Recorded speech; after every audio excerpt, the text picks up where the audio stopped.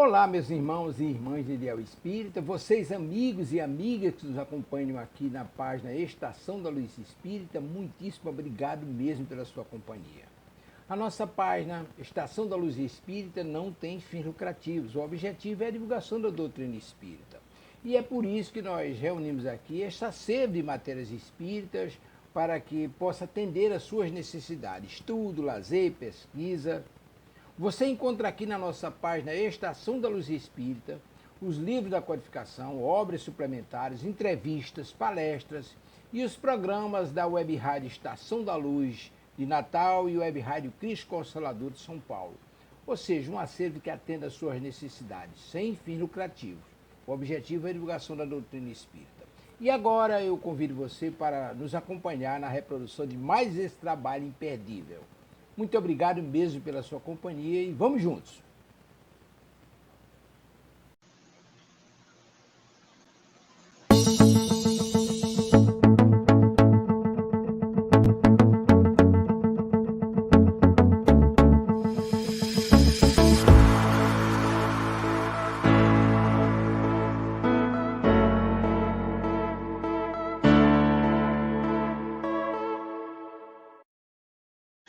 Boa tarde, sejam todos muito bem-vindos a mais um programa da Web Rádio Cristo Consolador, que está estreando hoje.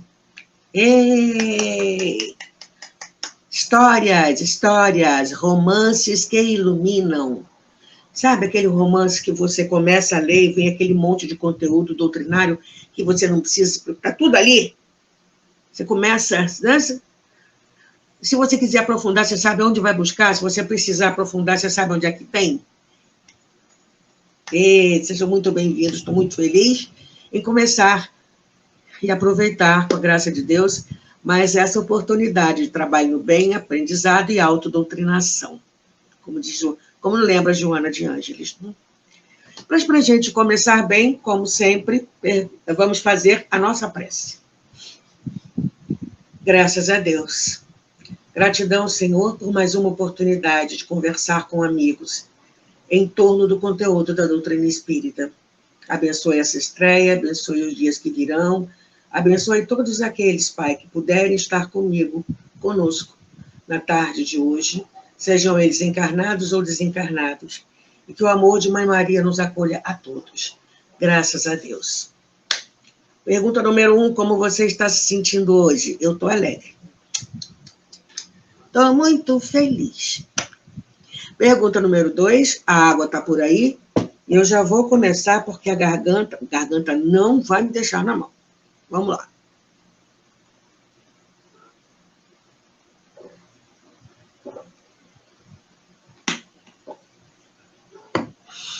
Livro de hoje. Entre nós. Muitas páginas, mais capítulos curtos, e traz tanta coisa para a gente pensar. Já o pão feudal, né? Aconteceu a encrenca lá, e a consequência hoje em dia.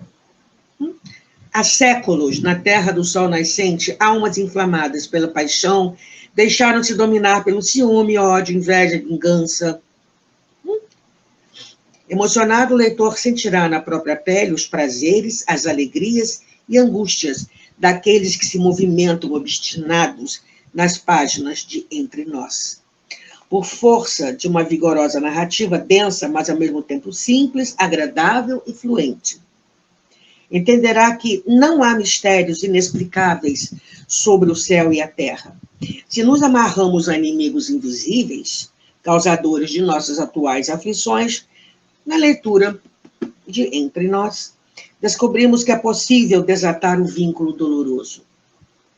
Está ao nosso alcance, no presente, superarmos os erros de ontem e, entrelaçados pelo perdão, prepararmos-nos para vivenciar um novo amanhã. Já viu que promete o negócio, né? Gente, eu não sei se as companheiras que costumam me acompanhar durante a semana estão por aqui hoje, eu não tenho como ver, tá? Hoje não tenho como, mas não tem problema, que eu sei que mesmo que não estejam por aqui, as vibrações de vocês me acompanham. Vamos começando com a dedicatória da autora Lígia Barbieri Amaral, aos filhos e tal. E alguns trechos. Ele, um livro, é também dedicado com especial carinho à Bia, Beatriz Almeida Santos, uma amiguinha querida de Sofia, uma das filhas de Lígia, que um dia apareceu na minha casa para brincar e acabou vindo morar definitivamente na minha história, na vida de toda a nossa família, no meu coração. Órfã de mãe aos 8 anos, no ano seguinte ela se descobriu portadora de um câncer no cérebro, contra o qual lutou bravamente, tantas vezes ajudando a consolar as outras crianças e mães que encontrava no hospital em que fazia tratamento. Juntas, certa vez, nós inventamos a doutora Bia, que seria ela no futuro, curada, contando a muitas crianças doentes como havia conseguido vencer esta difícil etapa de sua existência. A prova dela, contudo, terminaria antes do que imaginávamos. Bia partiu em fevereiro de 2009, aos 11 anos, levando com ela um pedaço do meu coração.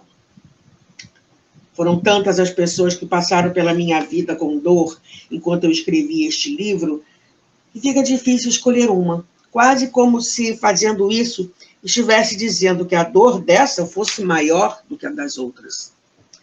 Crianças lindas, adultos, amigos, tantos queridos, tantos exemplos, tantos que já partiram, tantos que já lutaram. Uma luta que até se compara ao escrever, e que, roubando as palavras do poeta Carlos Drummond de Andrade, também lhes toma a manhã, e a tarde, e até a noite. E que, parafraseando as palavras de Lígia Fagundes Telles, também requer paciência, humor, humildade. Este livro é, na verdade, dedicado a todos aqueles que sofrem. Aos que sofrem pelos que partiram, aos que sofrem porque vão partir, aos que sofrem porque partiram, aos que sofrem porque estão doentes, aos que sofrem pelos que não podem ter filhos, aos que sofrem porque não se sentem amados, aos que sofrem porque não conseguem amar, aos que sofrem porque estão tristes, aos que sofrem porque querem e não conseguem consolar, aos que choram. São demais os sofrimentos desta vida. Alguns sofrem tanto a ponto de criar nós dentro de si próprios, verdadeiras carapaças, a ponto desses nós se transformarem em feridas, das feridas se transformarem em cânceres. Câncer é tudo aquilo que está fechado com um grampo de ferro, nó que dói, trancado na gaveta com um grampo de ferro, o tempo todo a ferroar por dentro. Mas todo sofrimento é também véspera de renovação, quer a gente queira, quer não. E ela termina assim: esperança é tudo o de que um ser humano necessita para desatar seus nós, dissolver carapaças e, com muita fé, traçar sua própria batalha rumo à construção de novos padrões mentais. Novos meios de sentir, vivenciar e agradecer as oportunidades de crescimento e amadurecimento espiritual que, diariamente, Deus nos envia em seu infinito e incansável amor por nós. Tomara que eu tenha conseguido passar ao menos um pouquinho dessa esperança nas muitas páginas desse livro. Que, ao final dele, o leitor possa sentir que traz dentro de si muito mais esperança e muito menos sofrimento.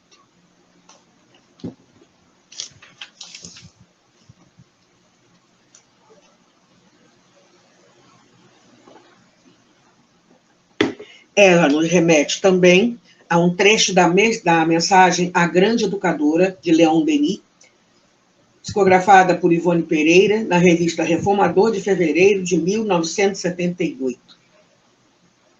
E que diz assim: não obstante, a dor é a grande amiga a zelar pela espécie humana, junto dela exercendo missão elevada e santa.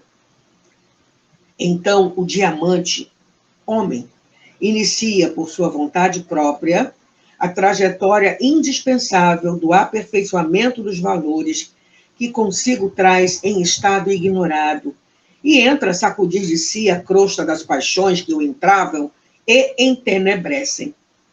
Essa marcha para o melhor, essa trajetória para o alto, denomina-se evolução.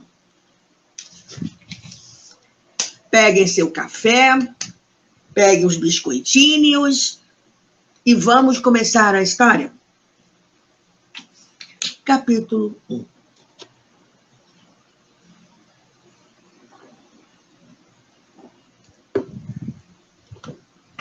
Japão. Oi, Normoinha, que bom que você está aí. Ei!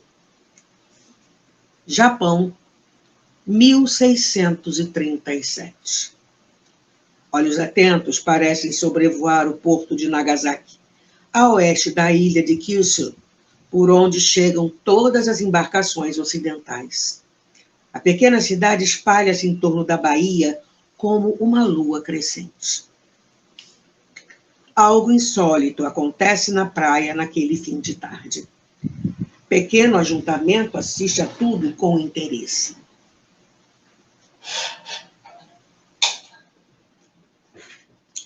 Um jovem samurai, com os longos cabelos amarrados, se ajoelha diante de uma enorme cruz voltada para o mar e logo se junta à exótica milícia, cujo estandarte retrata 2 anjos e um cálice sagrado. No alto da bandeira, lê-se a inscrição: Louvado seja o Santíssimo Sacramento. O mais extraordinário de tudo isso é que todos aqueles guerreiros são samurais. Já se preparam para partir e cada um deles veste a sua máscara, quando um apelo desesperado ecoa. Tadashi, meu filho, por favor, desça deste cavalo, eu suplico. Ainda há tempo de mudar de ideia. Teu pai jamais te perdoará se... Ela explode em soluços antes de terminar a frase. Toda a atenção se volta para a mulher. O padre do grupo, que leva 2 espadas, um rosário e um crucifixo presos ao cinto, também lança um olhar para ela. Então faz o sinal da cruz, como se pressentisse algo ruim.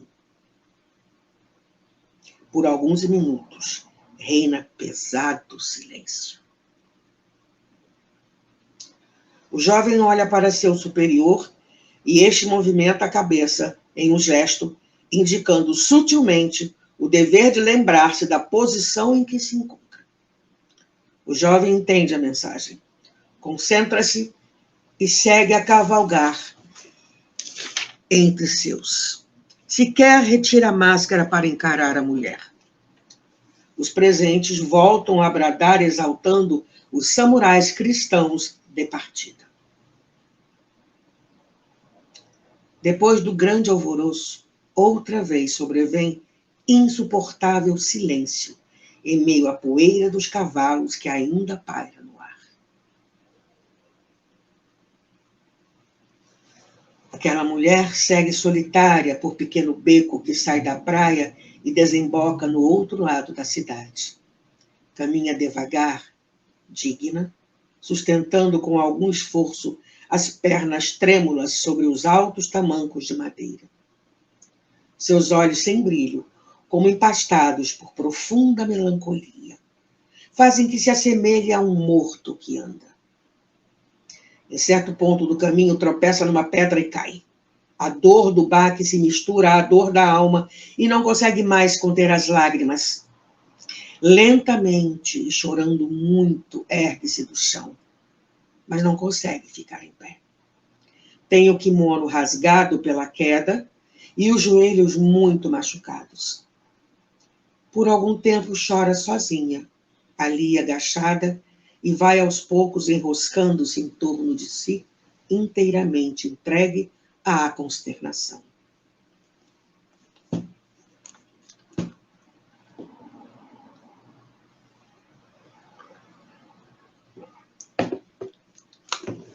No fundo da rua, naquela tarde, o porto mostra-se aberto.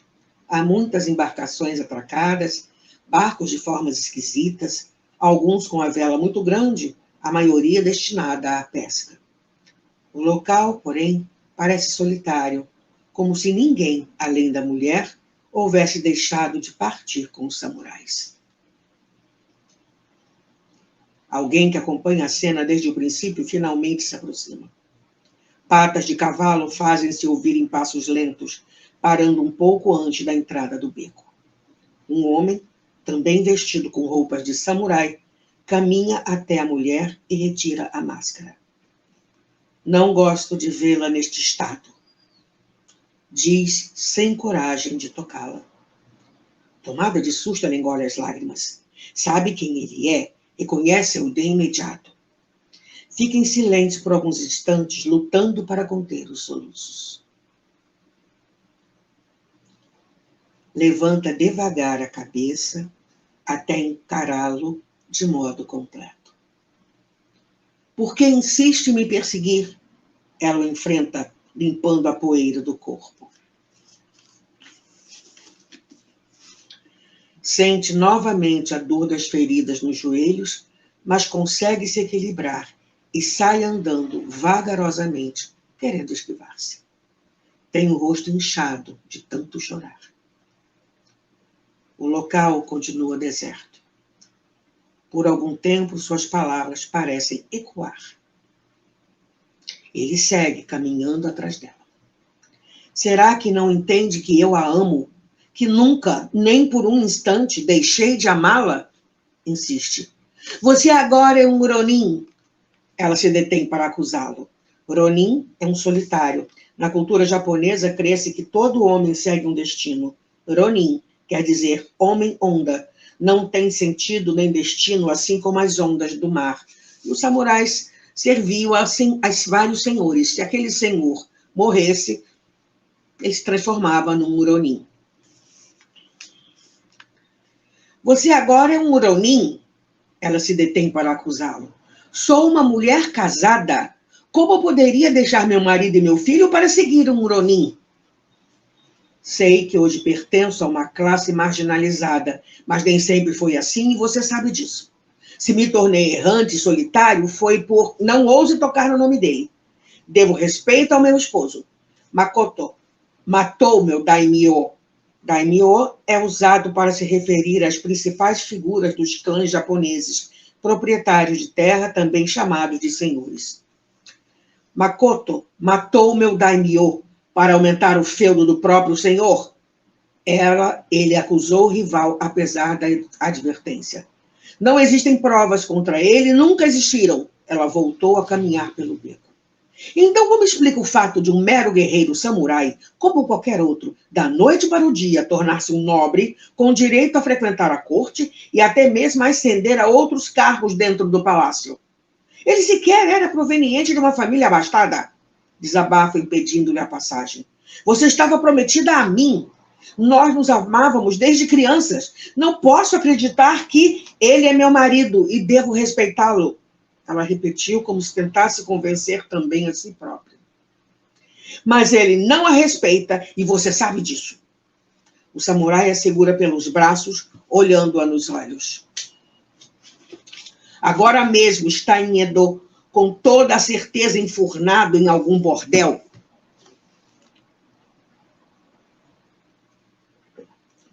Todo mundo sabe disso.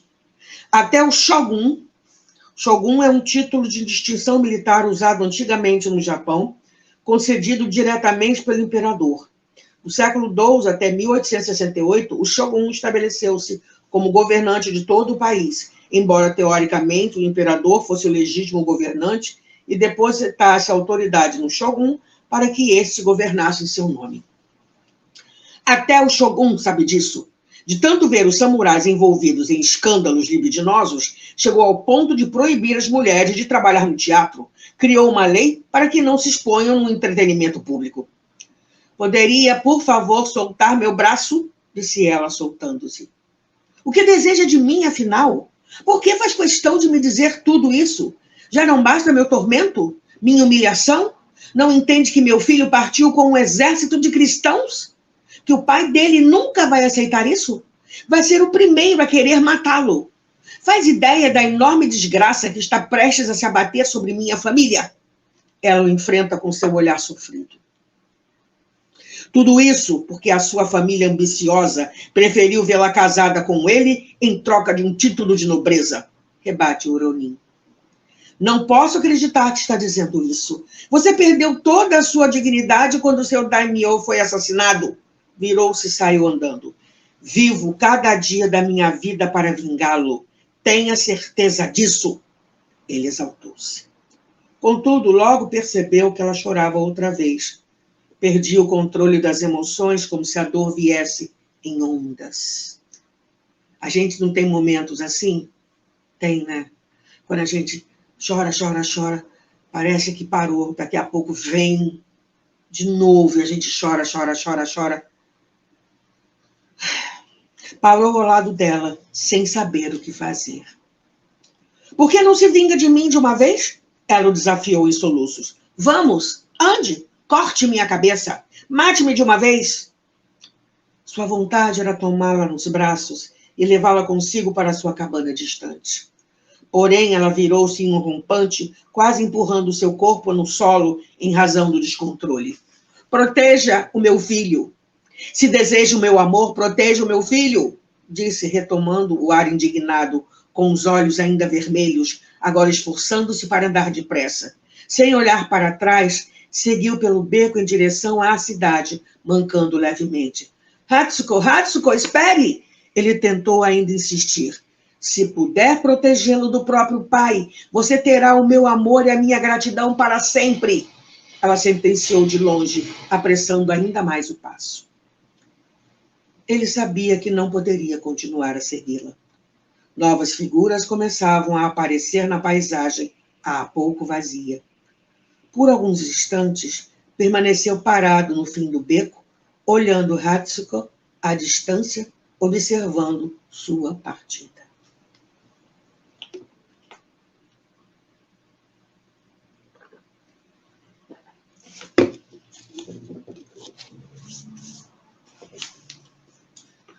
Otávio abriu os olhos vagarosamente e constatou aliviado que estava em seu quarto.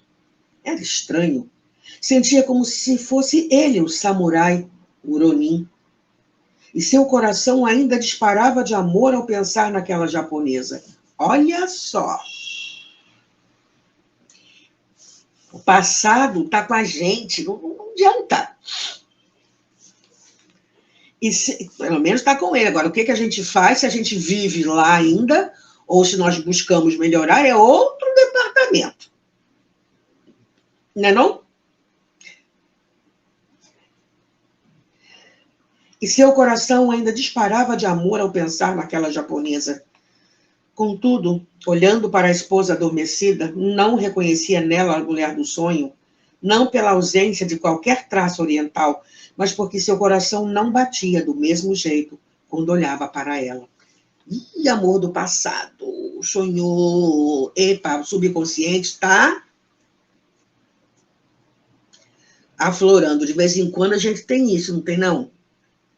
Vocês já tiveram um sonho que, de repente, quando você acorda assim, opa, isso é uma vivência passada? Nosso consciente, nosso subconsciente, por algum motivo, abre a porta e as memórias começam a sair. No caso, o sonho. Ainda aturdido, levantou-se da cama e caminhou devagar até o quarto do filho. Sentia urgência de vê-lo. Era um garoto de 10 anos, de cabelos compridos. Por alguns instantes, Otávio ficou a seu lado, acompanhando a respiração do menino enquanto ele dormia. Por uma incrível coincidência, quase podia ver no rosto dele o rapaz que partira junto com um bando de samurais cristãos. Se quer o meu amor, proteja o meu filho! Ouviu novamente a voz da mulher do sonho, como se viesse de dentro de si mesma. No mesmo instante, pensou em Denise, a primeira esposa, falecida há alguns anos. Tomou nas mãos a foto dela, que ficava na mesinha de cabeceira do filho, e sentiu seu coração bater acelerado de novo. ficou a encará-la por algum tempo. Que ligação teria Denise com a japonesa do sonho? Seria possível isso? Quanta bobagem, disse a si próprio, colocando a foto no lugar. O dia amanhecia. Embora o quarto ainda estivesse escuro, as primeiras luzes da manhã iluminavam o sorriso na foto, aumentando as saudades daquela que fora a grande companheira de juventude, mãe dos 2 filhos que agora educava ao lado da nova esposa. Luan, meu filho, acorde. Já está na hora de você se aprontar para a escola. O menino abriu os olhos de uma só vez. Pai, eu trouxe... Parecia ter urgência de dizer alguma coisa. Porém, antes que ele conseguisse articular a primeira frase, foram interrompidos pelo grito que chegava do quarto de Otávio. O pai se apressou. Sabia que enfrentariam outro dia difícil naquela casa. Fim do capítulo 1. O passado está chegando, né? Existem boletos espirituais para serem pagos. Os reencontros e desencontros vão acontecer, né? Vamos continuar. Capítulo 2. Todos os dias era a mesma cena. Ao acordar-se, Meia relembrava o que havia acontecido. A dor era muito grande e ela não conseguia se conformar. Há 6 meses perdera a filhinha de 3 anos durante uma cirurgia.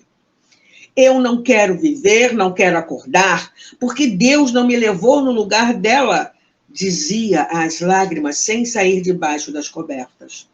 Depressão. Braba.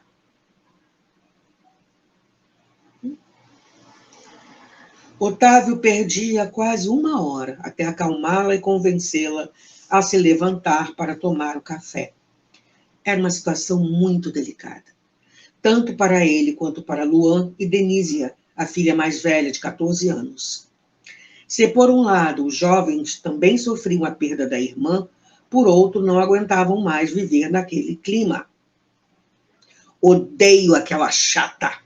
Odeio esta vida.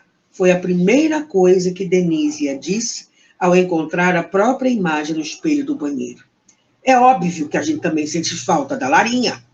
Parou por alguns instantes, lembrando-se da pequena. Mas é horrível a sensação de acordar todo dia nesse clima de velório. Desabafou, enfiando a escova de dentes na boca. Vai demorar! Luan bateu na porta. A vontade era gritar, mãe, olha o Luan! Mas não ia adiantar. A mãe o escutaria e o pai nem ligava. No começo, até que a madrasta era uma pessoa legal. Preocupava-se com eles, sempre fazia de tudo, tentando agradar. Mas depois que Larinha nasceu, parecia até que se transformar em outra pessoa. Adolescente com problema de relacionamento com a madrasta, né? Uma idade complicada, 14 anos.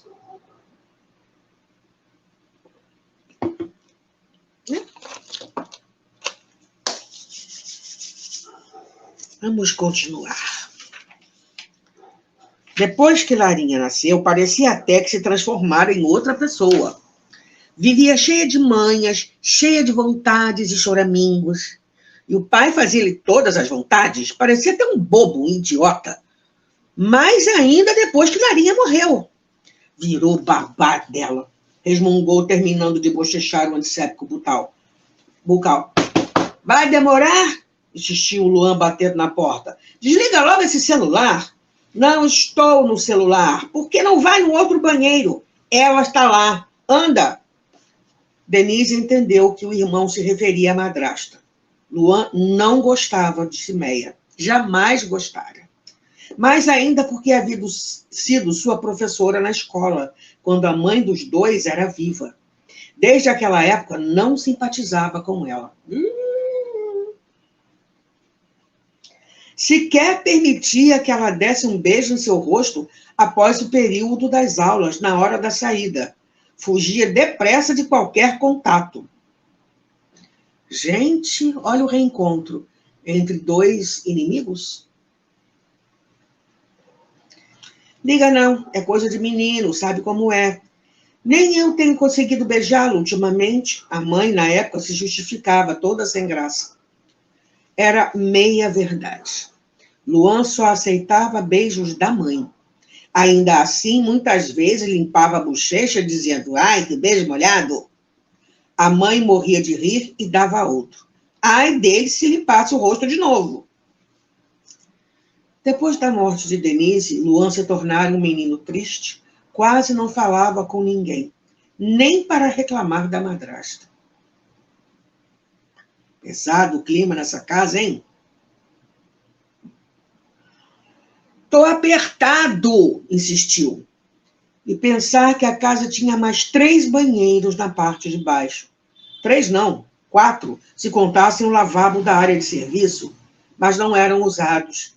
Após a morte de Larinha, ninguém mais ia ao andar de baixo. Gente, isso me lembra, sabe o quê? As pessoas que mantêm o quarto do falecido ou da falecida com tudo como, né, montadinho, de igualzinho como a pessoa se ainda encarnada não estivesse lá. Para quê? Ele não mora mais lá. Ele foi para casa. Ele estava ali, né? Por um tempo, necessitando, fez um intercâmbio espiritual, morou na casa da terrestre, mas acabou o curso dele aqui, acabou o intercâmbio, ele voltou para casa. A casa está lá na casa espiritual, esperando os parentes. Trabalhando, estudando, retomando a vida lá. Vai precisar fazer outros cursos? Vai. Vai precisar ter outros intercâmbios espirituais? Sim. Mas os que ficam aqui, que o hospedaram, né? Que foram a família dele enquanto ele estava aqui, provavelmente continuará sendo a família quando voltar todo mundo para casa. Não, a família está aqui, mas fica guardando aquelas lembranças. E a gente sabe como espíritas, como o nosso pensamento funciona, é o nosso fótonzinho de luz carregado, né, das nossas energias e vai onde a gente pensar, inclusive no plano espiritual. Vamos lá.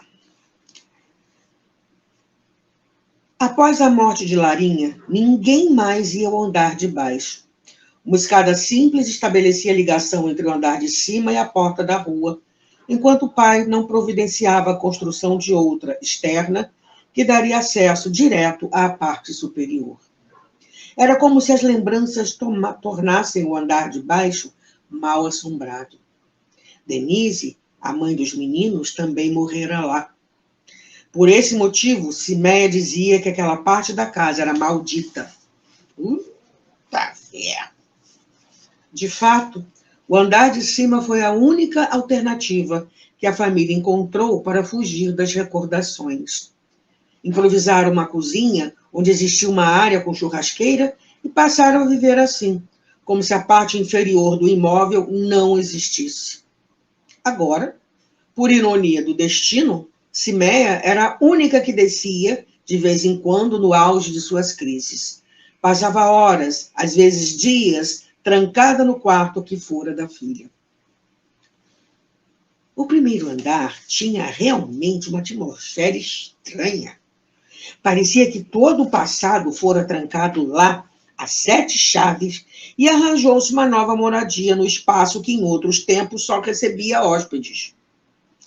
Denise sempre sonhara ter seu quarto na parte superior, mas não com toda a família no mesmo corredor, como agora acontecia.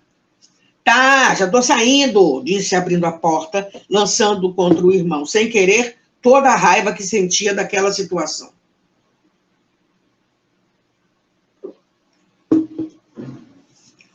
Luan sentou-se sobre a tampa do vaso sanitário e refletiu a respeito do próprio mau humor. Ainda por cima tinha acordado com dor de cabeça, porque sentia aquela dor diária e estava com muita saudade da mãe. A verdade é que, sem Denise, sempre se sentia muito sozinho. Sozinho e culpado. Fora durante a sua gravidez que a doença da mãe se agravara. Se da primeira vez mal tinha conhecimento da doença, apenas se limitando a seguir o que o médico dizia que ela tinha que fazer, agora estava um pouco mais informada, preocupava-se com os possíveis efeitos que o remédio poderia ter sobre a criança, ainda em formação. Assim, por livre vontade, interromper o tratamento à base de remédios para não prejudicar o bebê. Denise contava isso com alegria, como algo bonito e grandioso, uma atitude de amor ao filho. Mas Luan não entendia dessa forma. Olha só.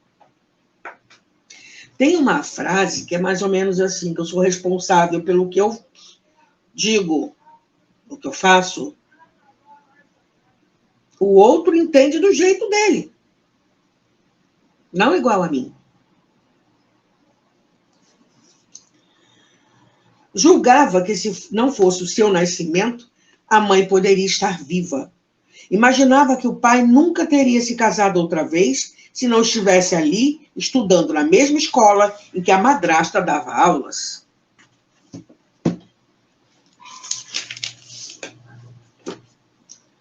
Pensava em tudo isso e não contava a ninguém. E o que é pior, também se sentia culpado por pensar nessas coisas.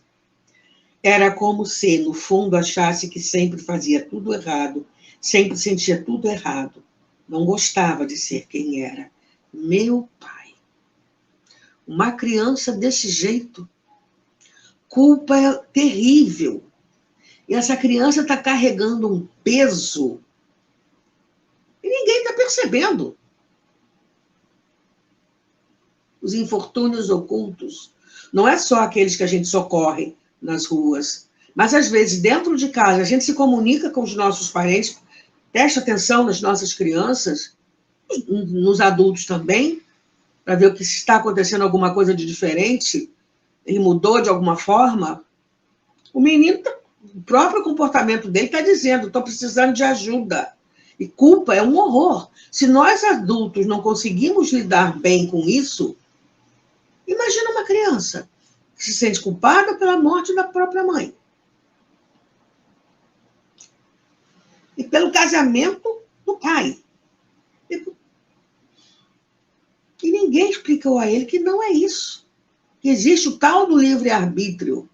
E que as pessoas fazem o que querem. E respondem por essas escolhas. Mas ninguém ali, né, pelo jeito, é uma família disfuncional. Totalmente. Luan, já está na hora da van chegar. Agora era a Denise quem batia na porta. Vinha do quarto, pronta para ir à escola. Uma van escolar, no caso. Droga, reclamou o garoto enquanto acabava de bochechar o antisséptico bucal. Mais uma vez, deixou de dar ao pai o recado da professora. O pior é que, sem dúvida, ela reclamaria, enchendo a cabeça dele, que já estava doendo. Há dias que ela insistia nisso e ele não conseguia falar com o pai. O que será que a professora tanto queria falar com o Otávio? Os dois irmãos entraram na cozinha e encontraram surpresos a mesa posta. Otávio organizara tudo. Havia café pronto, leite quente, torradas com geleia bem dispostas em uma travessa. Geleia de framboesa que Luan adorava e até um vaso com flores. O que será que deu nele hoje? Desconfiou Denise. Tem comida de sobra. Dá até para levar de lanche. Luan cortou as torradas, engolindo depressa a sua, enquanto enfiava outra no recipiente onde guardava o lanche. Vai ver, essa dor de cabeça era porque eu estava com fome. Pensou consigo enquanto mastigava o último pedaço da torrada. Denise acabava de guardar seu próprio lanche quando Siméia entrou na cozinha com robe e camisola pretos de cetim, os olhos muito fundos. Sequer cumprimentou os meninos. Olhou para a mesa cheia de farelos, depois para os garotos que ainda mastigavam e voltou para o interior da casa protestando. Você não tinha preparado torradas com geleia para mim? Mas eu preparei. Otávio andou em direção à cozinha. Preparei uma para cada um. Denise e Luan se entreolharam constrangidos, sem saber direito o que fazer. A van já buzinava lá fora. Não vai dar tempo de fazer outro lanche, disse Luan em voz baixa. Vamos, decidiu Denise, puxando-a pela mão. Mas eu ainda preciso. Luan tirou a agenda de dentro da mochila na hora que Otávio chegou. Pai, a professora... Não acredito que vocês comeram todas as torradas e não deixaram nenhuma para a Cimeia. Cimeia, meu amor. Ele voltou-se para dentro sem dar a menor atenção aos filhos. Vem cá.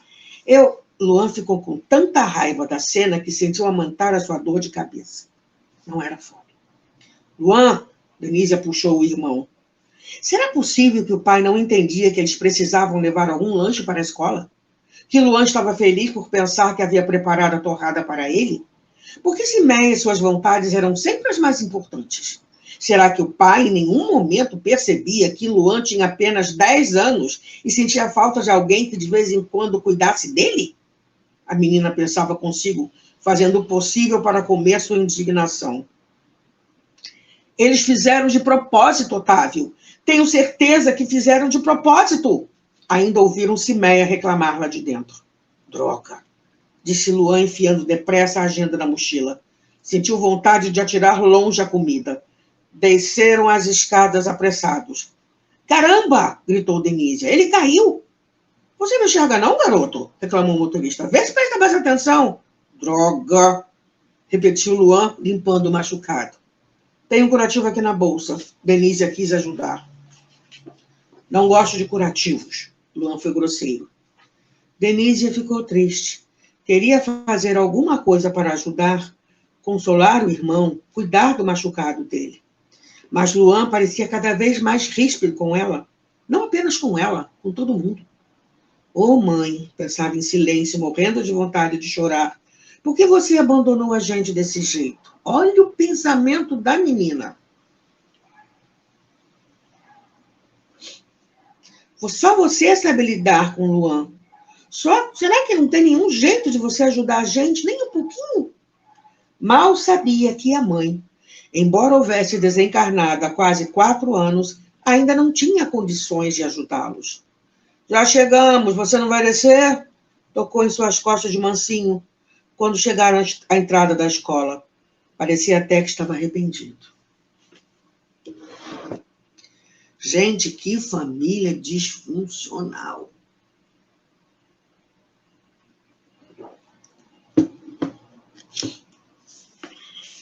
Vamos entender agora outro lado dessa história no capítulo 3, que deve dar tempo de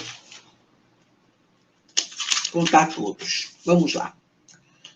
Kodoishi, Kodoishi, Kodoishi, Adonai, Sebaiot. Sayuri entrou em casa toda contente, com um embrulhinho de farmácia na mão. Kodoishi, Kodoishi, Kodoishi, Adonai, Sebaiot. Repetia ansiosa. Era hebraico.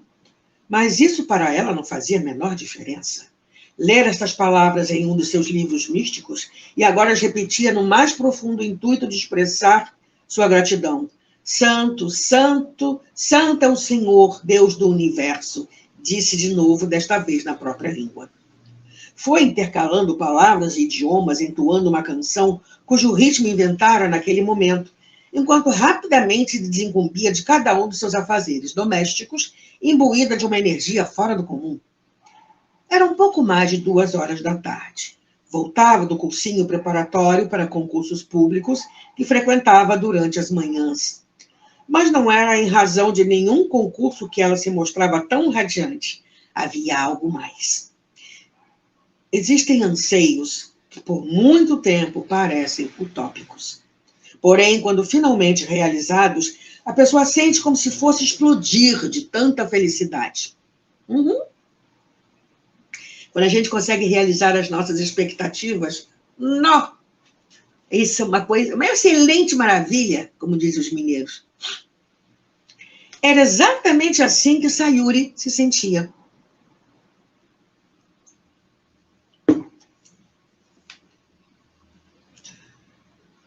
Sayuri ou Sayuri, porque são 3 sílabas. Vamos deixar Sayuri, né? Como a gente em português fala. Ainda vibrava de íntimo contentamento quando subitamente sentiu-se atravessar por uma lembrança. Naquela noite tivera um sonho estranho, um sonho que não sabia explicar, daqueles que voltam como um relâmpago no meio do dia. E, tchum, sabe? A gente tem isso, né? Falei assim, peraí. A gente para, lembra-se, peraí. Por alguns instantes, experimentou a mesma angústia de antes, ao sentir que alguém precisava de sua ajuda. Mas quem? Tinha a impressão de tratar-se de um grupo de pessoas, pessoas próximas, muito queridas. Porém, por mais que se esforçasse, não conseguia reconstruir em sua mente nada significativo. Você está com cara de grávida, lembrou-se da fala da faxineira do curso. Eis o motivo de toda a sua alegria, a suspeita de uma gravidez. Bastou lembrar-se disso para retornar num átimo ao estado de graça.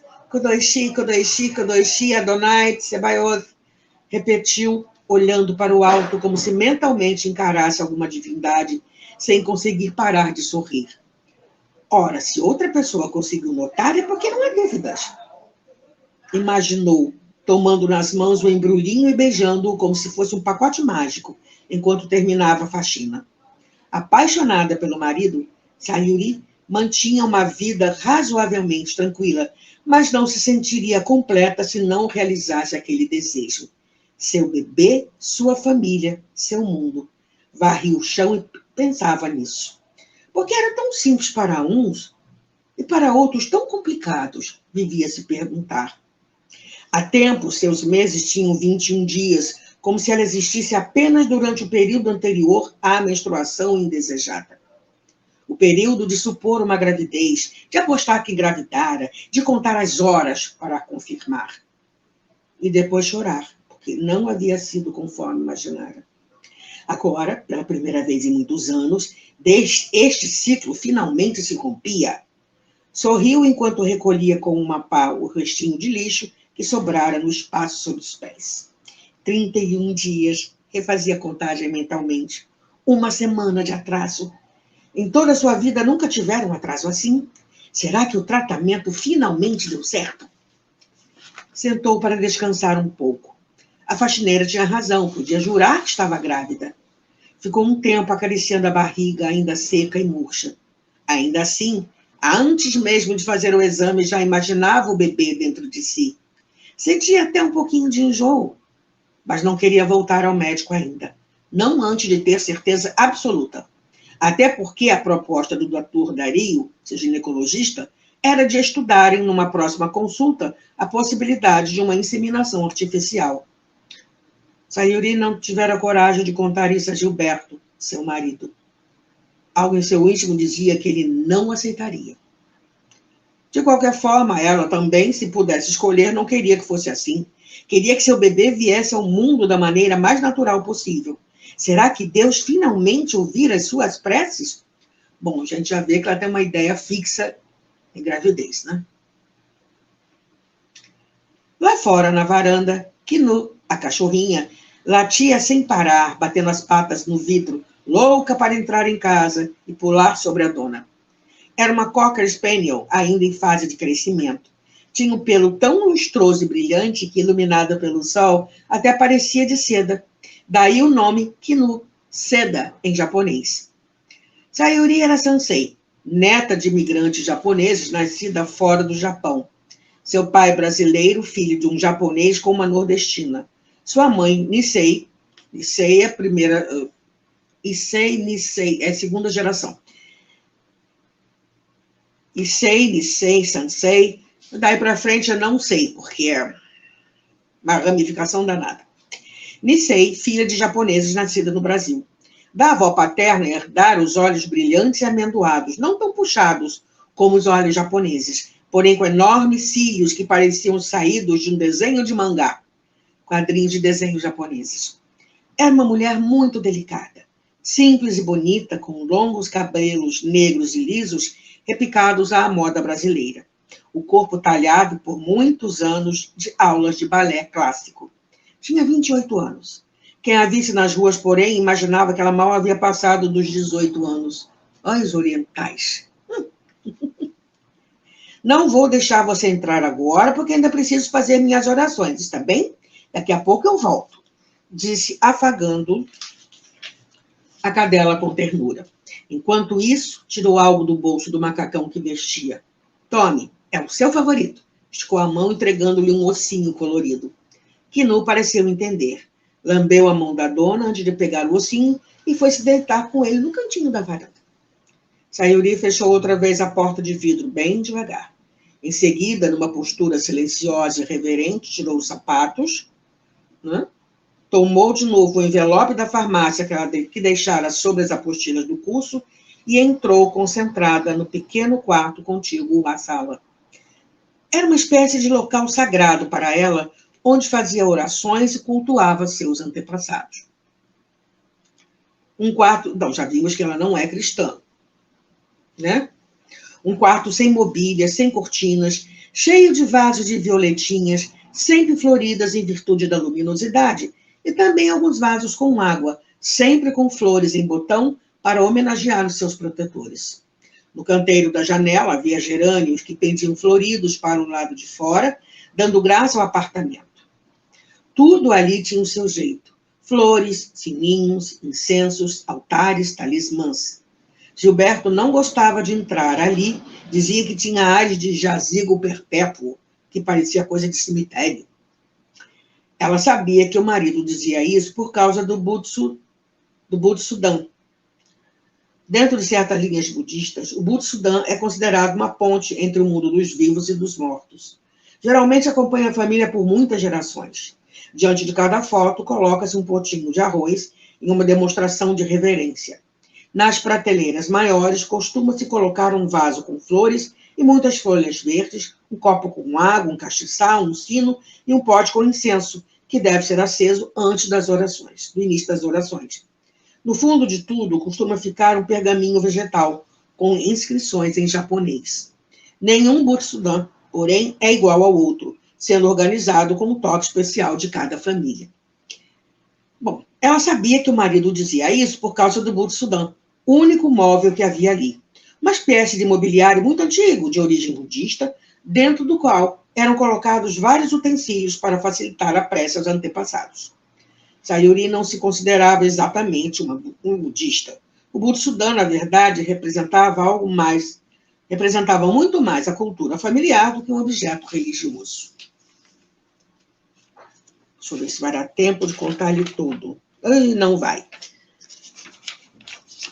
Mas tudo bem. Do shintoísmo propriamente dito, quase nada restara, pois a mãe fora embora de casa quando Sayuri ainda era apenas uma menina, e o pai, logo após sua partida, abandonara a tradição budista e passara a interessar-se pelo espiritismo codificado por Allan Kardec. Vejo uma luz no fim do túnel. Sayuri também simpatizava bastante com a doutrina dos espíritos, mas não conseguia abrir mão de tudo o que achava interessante nas outras religiões. Então, era uma simpatizante apenas, né? O fato é que era tão grande seu empenho em fazer daquele espaço um local de paz, reverência e louvor ao Criador, que todos os anjos, santos, budas e até mesmo a figura solene da avó, no pequeno retrato, pareciam conviver em clima de total harmonia naquele ambiente de sincretismo religioso. O retrato da avó, aliás, era o centro das homenagens.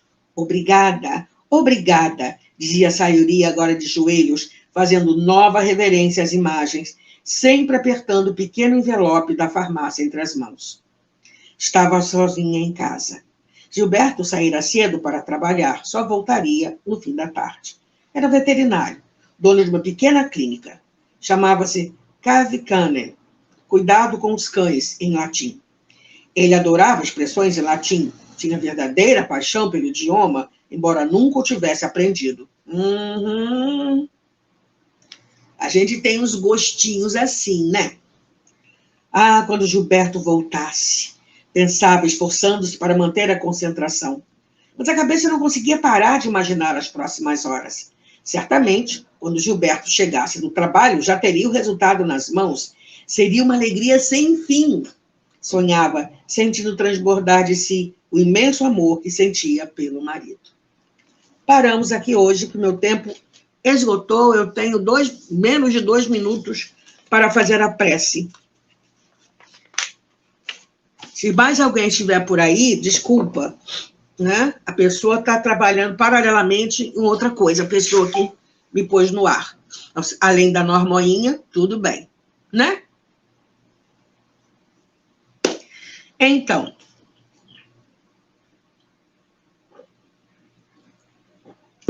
Vamos fazer. Então, não posso dizer oi, se apareceu mais alguém. Desencarnado, oi para todo mundo. Vamos fazer a prece. Gratidão, Senhor Jesus, pelo muito que nós recebemos do teu infinito amor a cada um de nós, cristãos ou não, que sabemos que o seu amor envolve o planeta todo, envolve todo o planeta, e o seu cuidado continua com todos nós, com toda a humanidade, encarnada e desencarnada. Gratidão a Maria por nos acolher, por nos entender, nos fortalecer e nos levar pelas mãos ao encontro de seu Filho. Que todos nós, encarnados e desencarnados, possamos permanecer em paz. Graças a Deus. Gente, acabou meu tempo. Obrigada por estar aqui comigo. Espero que continuemos juntos. Gratidão por estar aqui comigo. Fique bem. Tchau.